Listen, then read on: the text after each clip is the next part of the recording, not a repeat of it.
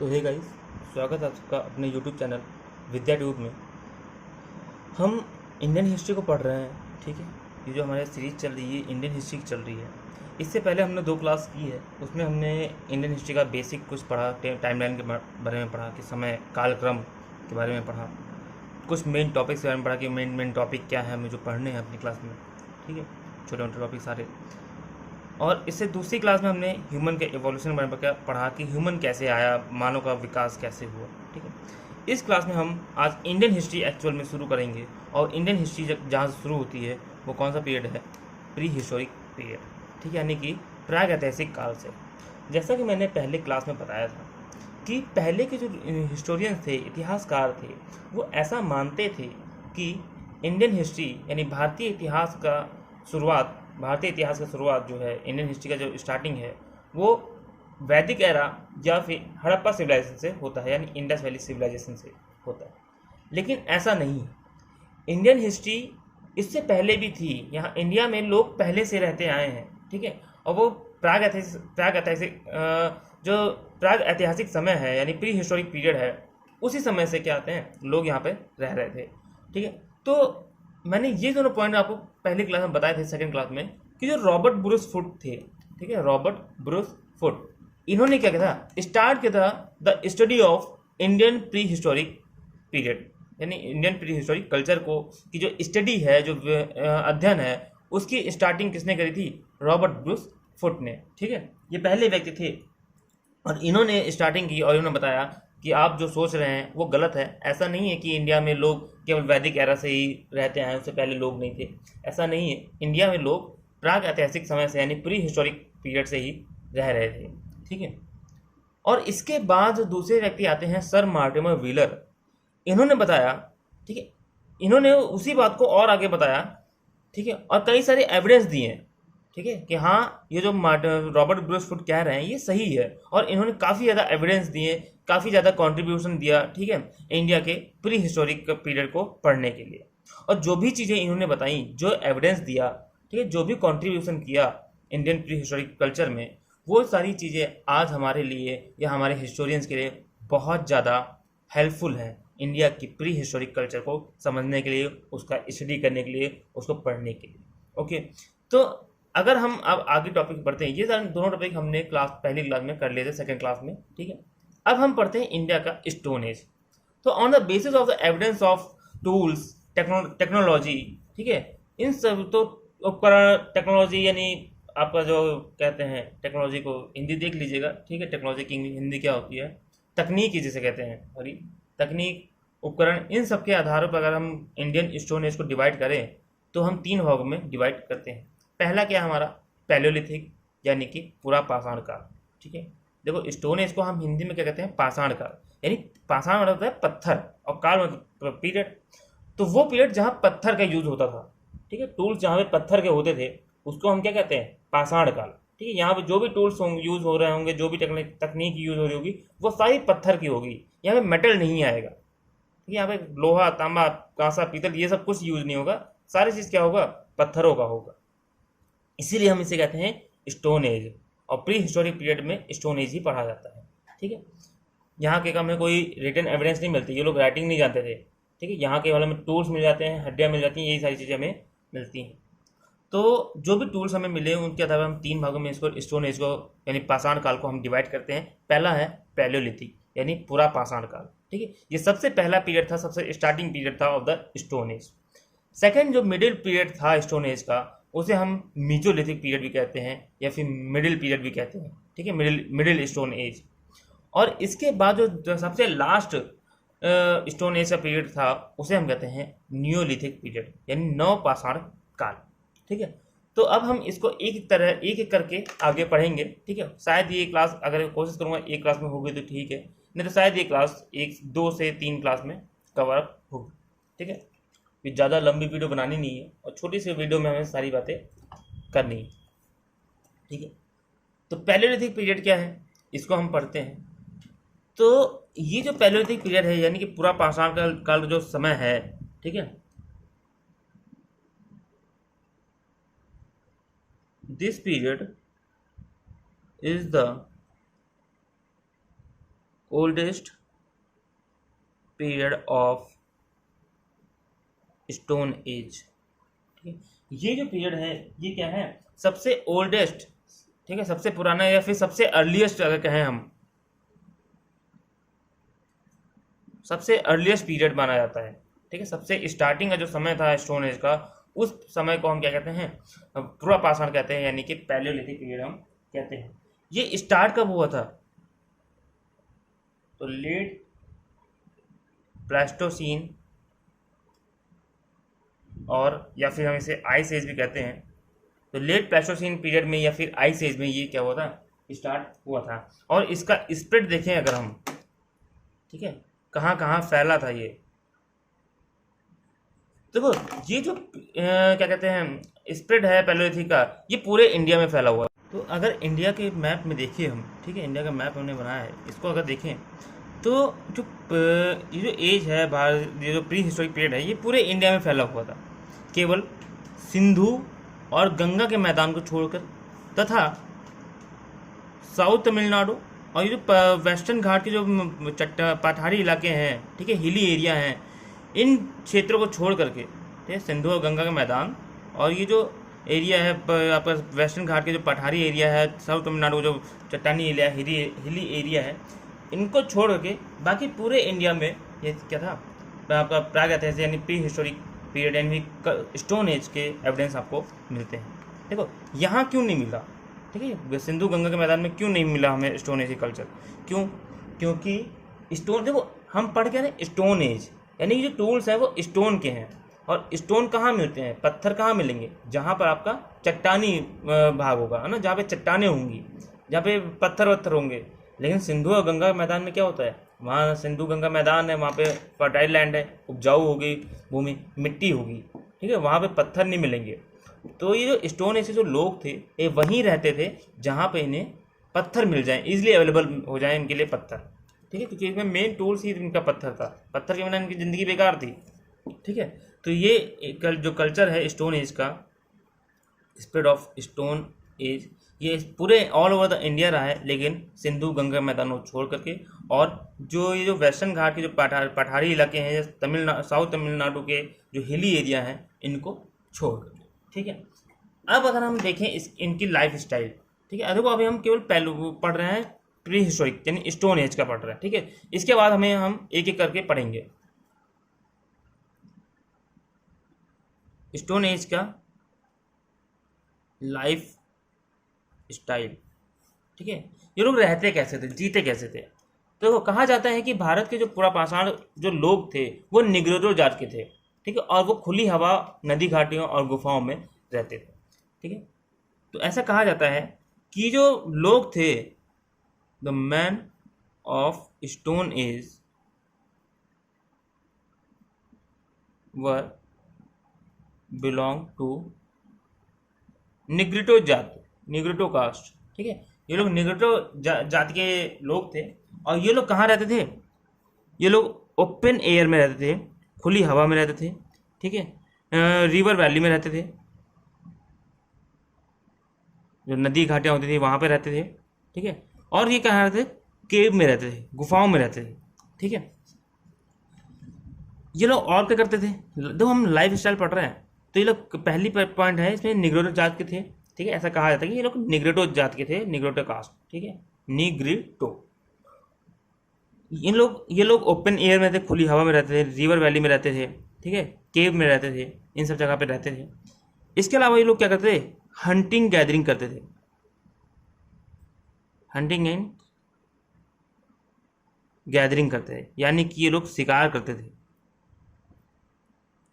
ठीक है, ये लोग क्या करते थे, शिकार करते थे।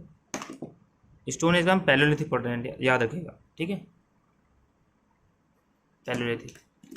ठीक है, पैलियोलिथिक हमने शुरू कर दिया, यहाँ पे हमने पैलियोलिथिक करा था ना इस जगह पर। ठीक है, पैलियोलिथिक, तो पैलियोलिथिक के जो लोग थे, ये लोग निग्रोटो जात के थे, केव, रिवर वैली, ओपन एयर में रहते थे, और हंटिंग गैदरिंग ये सब चीज़ें ये लोग करते थे। ठीक है, और अगर पॉइंट देखें तो इनका जो प्रारंभिक पूरा पाषाण काल के जो कला के जो साक्ष्य हैं, ठीक है, आर्ट के जो एविडेंस मिलते हैं वो हमें इनके जो पेंटिंग्स के फॉर्म में मिलती हैं, ठीक है। The evidence of art of palaeolithic age found in the form of paintings, ठीक है। जो हमें पैलियोलिथिक एज के जो भी हमें एक इसके कला के साक्ष्य मिलते हैं, आर्ट के जो एविडेंस मिलते हैं, वो किस फॉर्म में मिलते हैं? पेंटिंग्स के फॉर्म में, ठीक है। आई बात समझ में? तो इस दौरान मानव जो क्या करता था, बिना काटे छाटे और घिसे पीटे पत्थरों का प्रयोग करता, यानी जो पत्थर सीधे जमीन में मिला उसी का सीधे यूज, तो वो काटता छाटता नहीं था, ज़्यादा फाइन नहीं करता था, ठीक है। तो in this human used uncut and ground stone tools, ठीक है, आया इसमें। और इसमें क्या क्या आते थे? इंक्लूड, जैसे हमारा हैमर हो गया, ठीक है, सॉ हो गया, सॉ एक्स, ठीक है, और गंडासा हो गया, ठीक है, और एक होता था तक्षणी। ये सारी चीज़ें ये लोग यूज़ करते थे, ठीक है। यानी कि जो पत्थर ज़मीन में मिला उसी पत्थर को डायरेक्ट यूज़ करते थे ये लोग। उसको उस स्टोन का टूल से बनाते थे कि उसको फाइन कर रहे हैं, उसको काट रहे हैं, छाट रहे हैं, ऐसा नहीं, बिना कटे छटे, बिना उसको तोड़े, बिना उसको, सीधे ग्राउंड में मिला पत्थर और उसको उठा के यूज़ कर लिया, ठीक है। तो इसीलिए इस एरा में, ये जो पैलियोलिथिक एरिया पीरियड है, पूरा पाषाण का जो पीरियड है, यहाँ के जो स्टोन टूल्स मिले हैं वो ज़्यादा फाइन नहीं है, वो ज़्यादा छोटे नहीं है, वो बड़े बड़े हैं, ठीक है, बड़े बड़े उसमें मिले हैं साइज में, ज़्यादा फाइन नहीं है। लेकिन हमें मीजोलिथिक में जाए तो वहाँ पे फाइन हो जाता है थोड़ा सा, और न्यूलिथिक में तो बहुत ज़्यादा फाइन हो जाता है, बहुत ज़्यादा अच्छे टूल्स यूज़ करते हैं, ठीक है। तो जो टूल्स यूज़ किए जा रहे थे, उपयोग किए जा रहे थे, ठीक है, उनके अगर नेचर के अकॉर्डिंग बात करें, नेचर के बेस पे बात करें, तो हम पैलियोलिथिक यानी पूरा पाषाण समय काल को 3 भागों में डिवाइड कर सकते हैं। पहला लोअर पैलियोलिथिक, दूसरा मिडिल पैलियोलिथिक, तीसरा अपर पैलियोलिथिक, यानी कि पूरा पाषाण काल, ठीक है। इसे हिंदी में अगर हम लिखना चाहें तो लिख सकते हैं पूरा पाषाण काल, ठीक है। इसे हम कहेंगे मध्य पूरा पाषाण काल, और इसे हम कहेंगे उत्तर पूरा पाषाण काल, ठीक है। तो जो टूल्स यूज़ किए जा रहे थे उनके नेचर के बेस पर हम पैलियोलिथिक को, यानी कि पूरा पाषाण काल को हम कितने भाग में बांट सकते हैं? 3 भागों में। कितने भागों में? 3 भागों में। पहला लोअर, दूसरा मिडिल और तीसरा अपर। देखो, लोअर मतलब सबसे निम्न, सबसे नीचा, ठीक है, सबसे नीचे, सबसे ग्राउंड पे, उसके बाद मिडिल, और उसके बाद क्या? हमारा अपर, ठीक है। तो जो लोअर है वो सबसे पुराना, भाई कोई भी चीज़ अगर सबसे पहले रखोगे तो नीचे तो जाएगी, फिर उसके ऊपर आएगा, फिर दूसरा नया उसके ऊपर आएगा, फिर जो सबसे नया होगा वो सबसे ऊपर होगा, है ना। तो इसीलिए हम क्या करते हैं, लोअर को सबसे नीचे रखते हैं, सबसे पहला, ठीक है। और याद रखना, हम पढ़ क्या रहे हैं? हम पैलियोलिथिक पढ़ रहे हैं, ठीक है, पूरा पाषाण काल। उसके बाद मीजोलिथिक अलग पढ़ेंगे, नियोलिथिक अलग पढ़ेंगे, और कॉपर एज फिर पढ़ेंगे, फिर इंडस वैली पे जाएंगे, ठीक है, यानी ब्रॉन्ज एज पे। तो पैलियोलिथिक को हम 3 भागों में डिवाइड करके पढ़ते हैं, लोअर पैलियोलिथिक, मिडिल पैलियोलिथिक और अपर पैलियोलिथिक, ठीक है। अच्छा, एक चीज़ याद रखना हमेशा माइंड में रखना, जो भी हम ह्यूमंस हैं, हमने अपना सबसे ज़्यादा समय इसी एज में गुजारा है, यानी पैलियोलिथिक में, ठीक है।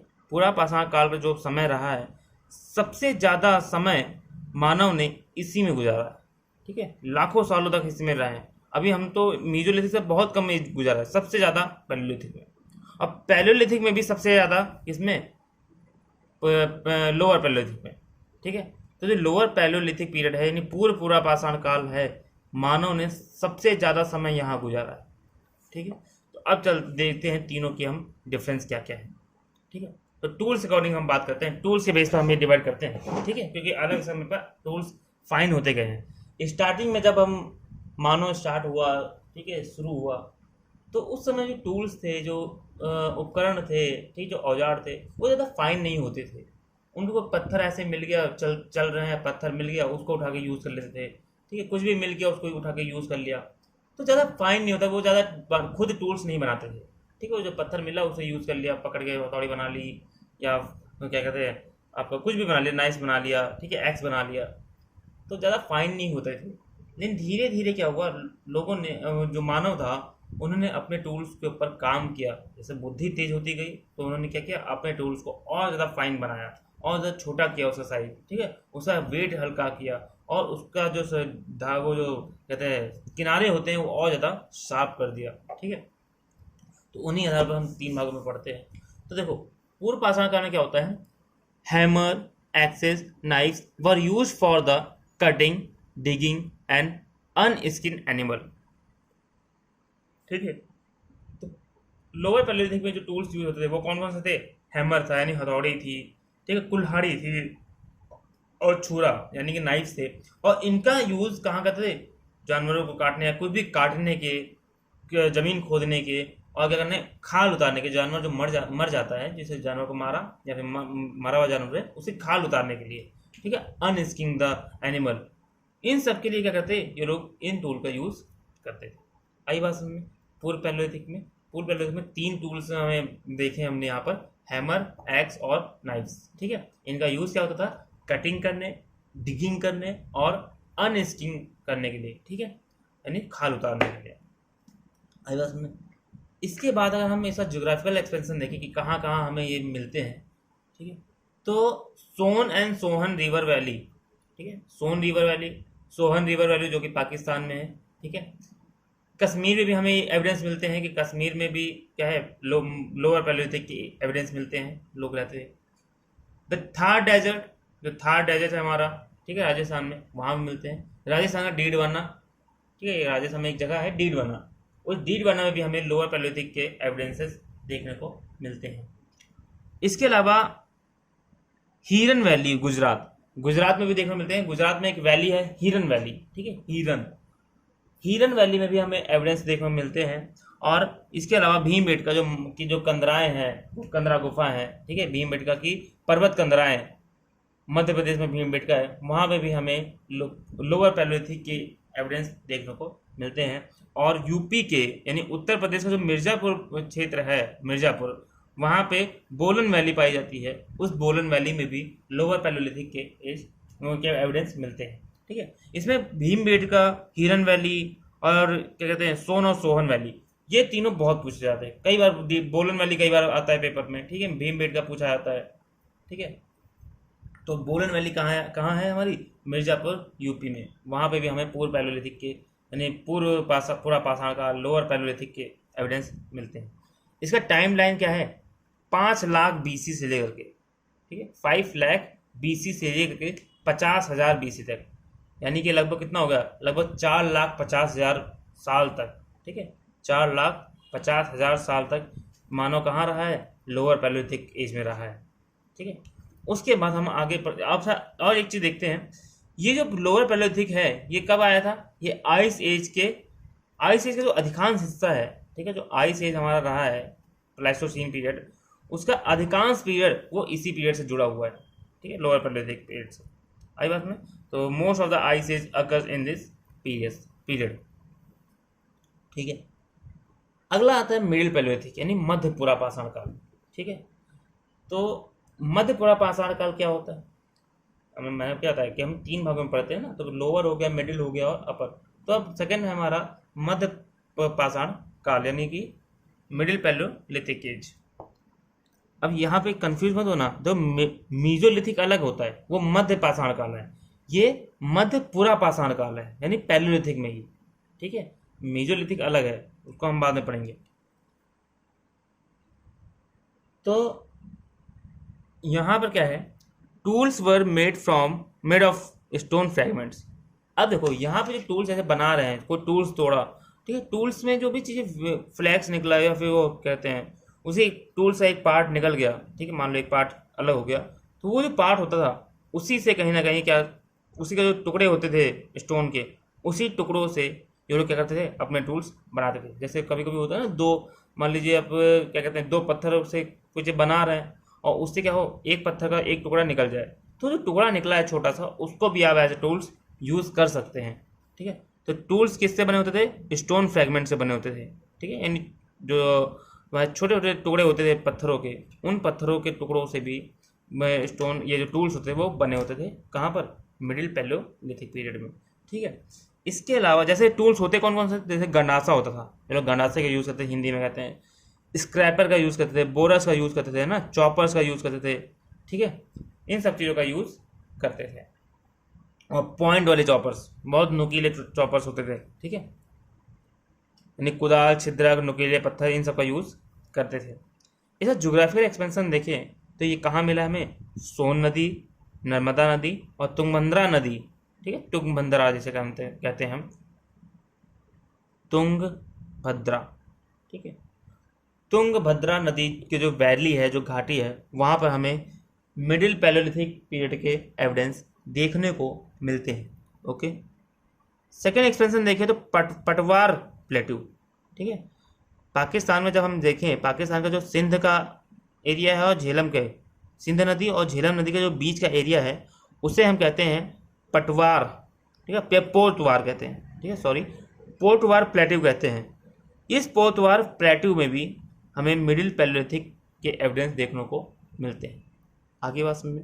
ठीक है, तो सिंधु का एरिया आप मैप में देखिएगा, जब आप मैप बनाइए तो उसमें जो सिंधु और झेलम नदी का जो बीच का इलाका है, ठीक है, मान लीजिए ये सिंधु नदी है और ये झेलम नदी है। ठीक है, तो इसका जो ये बीच का इलाका है, इसे हम कहते हैं पोर्टवार प्लेट्यू। ठीक है, और आगे देखें, एक जगह है संघाव केव। ठीक है, पाकिस्तान में एक जगह है पेशावर, नाम सुना होगा पेशावर। उस पेशावर में एक गुफा है जिसका नाम है संघाव केव। ठीक है, संघाव गुफा, संघाव। ठीक है, संघाव गुफा। इस संघाव गुफा में भी क्या था, इस संघाव गुफा में भी हमें मिडिल पैलियोलिथिक पीरियड के एविडेंस मिलते हैं। ठीक है, इसका जो समय रहा है, इसका टाइम रहा है वो 50,000 साल से लेकर के 40,000 BC तक रहा है ना। अब एक चीज़ गौर करो, यहाँ पर 4.5 लाख साल गुजारा है और यहाँ पर केवल और केवल 10 साल गुजारा है। ठीक है, यहाँ पर केवल, यानी मिडिल पैलियोलिथिक एरिया जो रहा है वो बहुत कम रहा है, 10,000 साल लगभग रहा है। ठीक है, अच्छा, ये जो मिडिल पैलियोलिथिक पीरियड है, इसे हम नेवासन उद्योग भी कहा जाता है। ठीक है, इसे क्या कहते हैं, नेवासन उद्योग का नाम भी दिया जाता है। ठीक है, तो ये हो गया हमारा मिडिल पैलियोलिथिक पीरियड। ठीक है, आप इससे एक्सपेंशन समझ लीजिएगा, एक्सपेंशन कब रहा है और इसका में कौन कौन से टूल्स यूज़ किए जाते थे। ठीक है, और उस टूल्स की इम्पोर्टेंस क्या थे, मतलब उसके फीचर्स क्या थे। ठीक है, अगला पॉइंट आता हमारा अपर पैलियोलिथिक पीरियड, यानी कि उत्तर पुरापाषाण काल। तो उत्तर पुरापाषाण काल यानी अपर पैलियोलिथिक पीरियड का जो टूल्स थे, जो उसके औजार थे, उनमें क्या था, पैरेलल एड्ज होती थी। यानी कि पैरेलल एड्ज कैसे, देखो, जैसे पहले सबसे पहले जो टूल्स होते थे वो कुछ ऐसे होते थे। ठीक है, देखो यहाँ पे पैरेलल एड्ज नहीं है, यहाँ पे कोई नुकीला नहीं, कोई फाइन नहीं है। धीरे धीरे टूल्स क्या हो गए, नुकीले होते गए। ठीक है, फाइन होते गए। ठीक है, मान लीजिए जैसे एक टूल्स है, अब ये हो गया हमारा अपर पैलियोलिथिक। ठीक है, सॉरी, लोअर पैलियोलिथिक। ठीक है, ये है हमारा मिडिल पैलियोलिथिक। और जो अपर पैलियोलिथिक हुआ, उसमें जो टूल्स होते थे, उसका ज़्यादातर जो किनारे होते थे वो पैरेलल होते थे। ठीक है,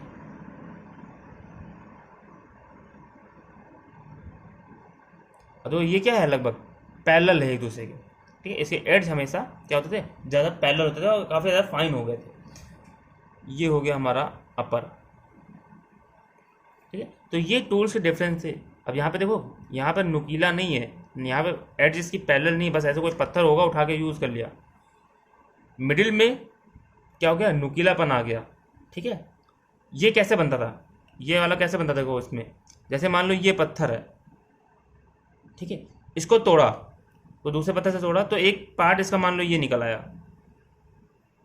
ये एक पार्ट क्या हो गया, ये अलग हो गया, तो अब क्या हो गया, ये जो पार्ट होगा उसको भी एज अ टूल्स यूज़ कर लिया जाता था, इसीलिए इसको कहा जाता है मिडिल पैलियोलिथिक पीरियड में। ठीक है, ये प्रॉपर्टी थी। अपर पैलियोलिथिक में इसके जो एड्स थे, इसके जो ये जो किनारे होते हैं, ये क्या हो गए थे, पैरेलल हो गए थे। ठीक है, आगे इसमें ये पैरेलल हो गए थे। तो इसमें कौन कौन से टूल्स होते थे, जैसे फ्लेक्स होते थे, ब्लेड्स पाए जाते थे, स्क्रैपर पाए जाते थे, ब्यूरिन्स पाए जाते थे। ठीक है, छिद्रा कहने की, ये सब इसमें टूल्स पाए जाते थे। कुछ एविडेंस हमें ऐसे भी मिलते हैं अपर पैलियोलिथिक में, तो हमारा उत्तर पूरा पाषाण काल है, ठीक है, अपर पैलियोलिथिक, उसमें कुछ एविडेंस ऐसे ये भी डिनोट करते हैं कि हाँ उस समय बोन्स का भी यूज होता था, यानी कि हड्डियों का। ठीक है, ठीक है, हड्डियों का भी ह्यूमंस ने एज अ टूल यूज़ किया है हड्डियों को। तो और आज भी कई लोग करते हैं। ठीक है, आज भी अगर हम जंगलों में जाएं तो कई सोसाइटीज ऐसी मिलती है जहाँ पे हड्डियों को एज ए टूल यूज़ किया जाता है। ठीक है, तो वैसे पहले भी यूज़ करते थे लोग। ये कुछ एविडेंस हमें मिले हैं, वो कहाँ से मिले, अपर पैलियोलिथिक पीरियड से। ठीक है, अगर इसका ज्योग्राफिकल एक्सपेंशन देखें हम कि ये कहाँ कहाँ फैला था, तो आंध्र प्रदेश, कर्नाटका, महाराष्ट्र, सेंट्रल मध्य प्रदेश, यानी जो मध्य प्रदेश का जो सेंट्रल पार्ट है, उत्तर प्रदेश का जो साउथ पार्ट है, दक्षिण उत्तर प्रदेश। ठीक है, छोटा नागपुर प्लेटू, यानी जो छोटा नागपुर प्लेटू है आपका, इन जगह पर क्या पाए जाते हैं, हमें इन जगह पर अपर पैलियोलिथिक पीरियड के एविडेंस मिलते हैं, यानी उत्तर पूरा पाषाण काल के एविडेंस हमें देखने को मिलते हैं। ठीक है, जो कि डिनोट करते हैं कि हाँ इन एरिया में क्या मिला है हमें, अपर पैलियोलिथिक के लोग, यानी कि उत्तर पूरा पाषाण के लोग रहते थे पहले। ठीक है,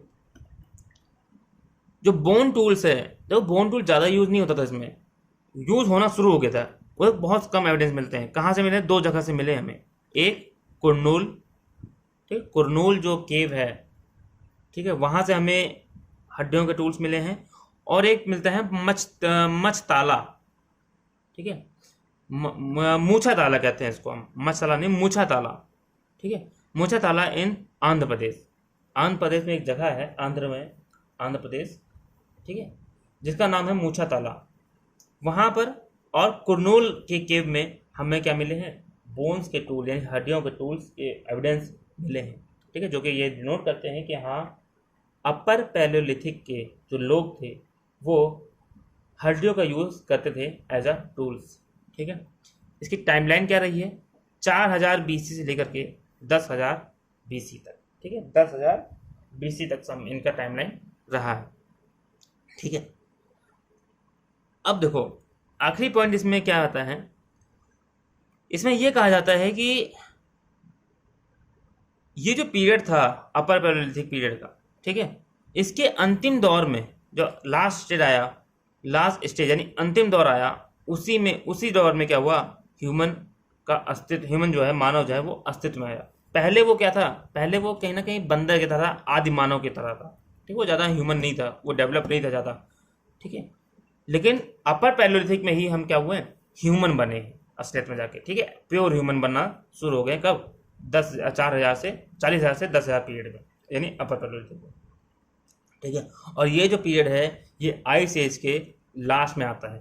ठीक है, जैसे जैसे टेम्परेचर, जब आइस एज खत्म होने लगा, यानी टेम्परेचर इंक्रीज हुआ, तो क्या हुआ, नदी वदी बनने लगी और ह्यूमन का डेवलपमेंट होना शुरू हो गया। ठीक है, तो इस तरह से आपकी क्या हुआ, आपका पैलियोलिथिक का जो टॉपिक है वो ख़त्म हो जाता है। और अगली क्लास में हम क्या करेंगे, मीजोलिथिक। ठीक है, क्या करेंगे, मीजोलिथिक। अच्छा, एक चीज़ ये याद रखिएगा, ये समझिएगा कि जैसे मान लीजिए कोई एरिया है, ठीक है, हमें कैसे पता चलता है कि वो एरिया स्टोन एज का है या वो एरिया किसका है, तो ऐसे कैसे पता चलता है, मान लीजिए वहाँ पे हमने क्या किया, खुदाई करी, और वहाँ पे हमें एक कंकाल मिला या हड्डियाँ मिली ह्यूमंस की, और उस हड्डियों के साथ साथ वहाँ पे कई सारे स्टोन मिले, पत्थर मिले। ठीक है, तो ये क्या दिखा रहा है कि कहीं ना कहीं वो जो ह्यूमन था, वो जो मानव है, वो उन पत्थरों का यूज़ करता था, और पत्थरों का यूज़ जो होता था वो कौन से पीरियड में होता था, स्टोन एज में। ठीक है, तो इसी तरह जब हम अगर कहीं पे हम देखें कि जैसे मान लो कोई आपने खुदाई करी किसी कब्र की, और वहाँ पे आपको मानव कंकाल मिला, और वहाँ पे मान लो ब्रॉन्ज की चीज़ें मिली, कांसे की चीज़ें मिली, तो उससे समझ में आता है कि हाँ ये कहाँ का है, कांस्य युग का है। ठीक है, और इसके अलावा आजकल टेक्नोलॉजी भी बढ़ गई है, जो हम कार्बन डेटिंग भी कहते हैं। ठीक है, तो उससे ही पता लगा लेते हैं। तो इस तरह से हमें पता चलता है कि हाँ कौन सा एरिया स्टोन एज का है, कौन सा एरिया कॉपर एज का है, कौन सा एरिया आपका ब्रॉन्ज एज का है। ठीक है, तो इस तरह हमारे टॉपिक ख़त्म हुआ। अब इसके बाद हम क्या करेंगे, मीजोलिथिक करेंगे अगली क्लास में, और उसके बाद फिर नियोलिथिक करेंगे। ठीक है, तो ठीक है, फिर देखते रहिए क्लास। ठीक है, पूरी क्लास देखिए बिना स्किप किए, लाइक करिए, शेयर करिए और चैनल को सब्सक्राइब करिए। ठीक है, कमेंट में बताइए कि आपको क्लास कैसी लगी। ठीक है, तो मिलते हैं अगली क्लास में फिर से किसी एक नए टॉपिक के साथ। तब तक के लिए गुड बाय, सी यू।